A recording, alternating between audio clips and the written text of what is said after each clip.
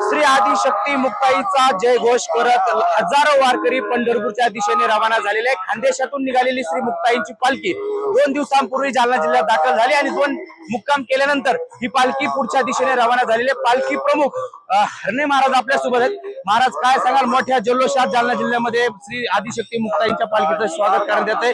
ठिकठिकाणी उत्साहाचं वातावरण पाहायला मिळतं.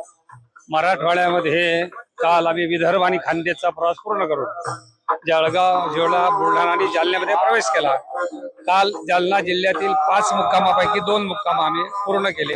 तिसऱ्या अंबडच्या मुक्कामाकरता मत्स्योदरीच्या दरबारामध्ये आदिशक्ती मुक्ताईंचा पालखी सोहळा आज विसावणार आहे. गेल्या 300 वर्षाची या पालखी सोहळ्याला परंपरा आहे.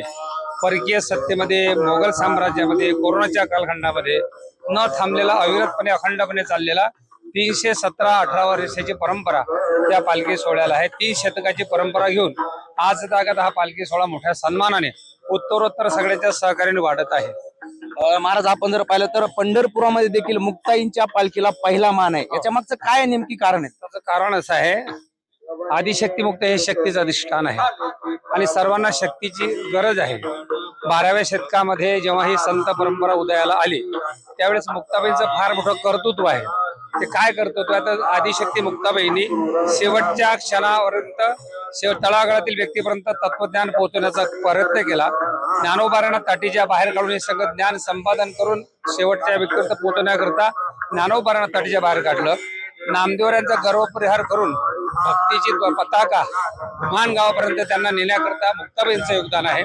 चांगदेवासारख्या योग सम्राटाला सुद्धा उपदेश करून त्यांना आत्मतत्वाचा बोध करण्याचं काम मुक्ताबाईंनी केलं. म्हणून मुक्ताबाई सर्वांमध्ये वरिष्ठ असल्यामुळं ज्ञानदेव, चांगदेव आणि नामदेव तिन्ही देवाची खऱ्या अर्थाने गुरु असलेल्या मुक्ताबाई यांचा वारकरी समाजामध्ये मोठा मान आहे आणि म्हणून तोच मान लक्षात घेऊन सगळ्या संतांच्या सामोरे जाण्याचा मान आदिशक्ती मुक्ताबाईला प्राप्त झालेला आहे. म्हणून आदिशक्ती मुक्तांचा पालखी सोहळा सर्वात आधी महाराष्ट्रातून निघतो, सर्वात आधी पोहोचतो आणि दसमीला सगळ्या संतांच्या सामोरे जाऊन त्यांना सन्मान आणि मुक्ताई नगर ते पंढरपूर या पालखी सोहळ्यामध्ये पंढरपूरला सामोरे जाऊन पंढरपूरमध्ये सगळ्या पालख्यांना प्रवेश देण्याकरता आदिशक्ती मुक्ताबाईंचे महात्म्य आहे. नक्कीच, खरं तर मुक्ताईच्या पालखीचं एक वेगळं महत्व आहे. मुक्ताईची पालखी महाराष्ट्रातून सर्वात पहिली निघते आणि पंढरपुरामध्ये देखील सगळ्यात पहिले ही पालखी दाखल होत असते. खरं तर जालना जिल्ह्यामध्ये मुक्ताईंची पालखी जात असताना सगळ्या रस्त्याला भक्तिमय वातावरणामध्ये मुक्ताईच्या पालखीचं ठिकठिकाणी स्वागत होतंय आणि उत्साहाचं वातावरण सध्या आपल्याला पाहायला मिळतंय.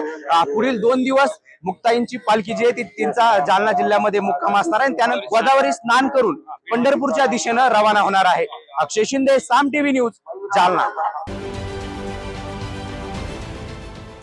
देश विदेशातील प्रत्येक घडामोडींचे लाईव्ह अपडेट मिळवण्यासाठी आता साम टीव्हीच्या सर्व सोशल मीडिया प्लॅटफॉर्मला लाईक, फॉलो आणि सबस्क्राईब करा. तसंच सर्व नोटिफिकेशनसाठी बेल आयकॉन प्रेस करायला विसरू नका.